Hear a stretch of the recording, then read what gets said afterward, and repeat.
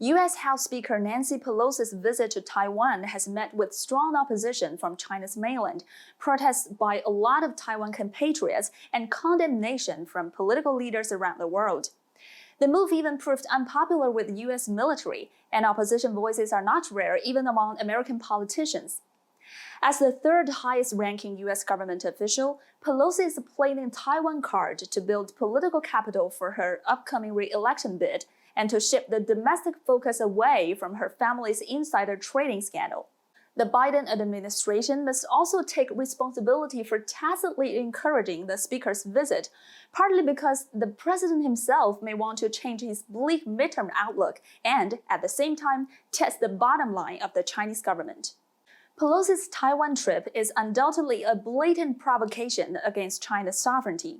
It trampled on international law, the most important principle of which is respect of national sovereignty. Sovereignty is a nation's top authority at home and its independent autonomy when dealing with foreign affairs. It is non-transferable, indivisible, sacred, and inviolable. The Taiwan independence advocated by the DPP is an attempt at secession and a serious violation of the principle of sovereignty in international law. In the three China-U.S. joint communiques, the U.S. acknowledged the Chinese position that Taiwan is part of China and agreed that the people of the U.S. would maintain unofficial relations with the people of Taiwan. With Pelosi's visit, the U.S. breached the bilateral commitments, adding yet another case to its long list of interventions in the internal affairs of other nations. From the perspective of cross-strait relations, Chen Shui-bian's secessionist actions were a complete failure, and Taiwan independence reached a dead end. In recent years, Taiwan separatists have seen new opportunities by taking advantage of the increasing China-U.S. tensions and have acted as a pawn for the U.S. to contain China. For the U.S., Taiwan is little more than cannon fodder in its power game. By emboldening and supporting Taiwan independence forces, the U.S. aims to fuel conflicts across the strait in order to maintain its global hegemony. At the root of it all, it aims to serve its own national interests.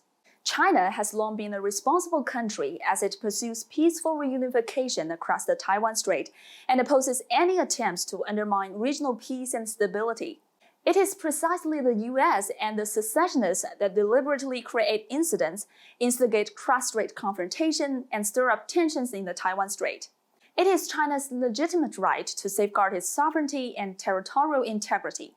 National reunification by peaceful means will relieve tensions and bring peace and prosperity to both sides of the Taiwan Strait and the Asia-Pacific region as a whole. In fact, Pelosi's provocative visit to Taiwan is just a farce and will by no means stop the cross-strait reunification, which is an irresistible trend of history. I'm Su Malu in Beijing. Thank you for watching.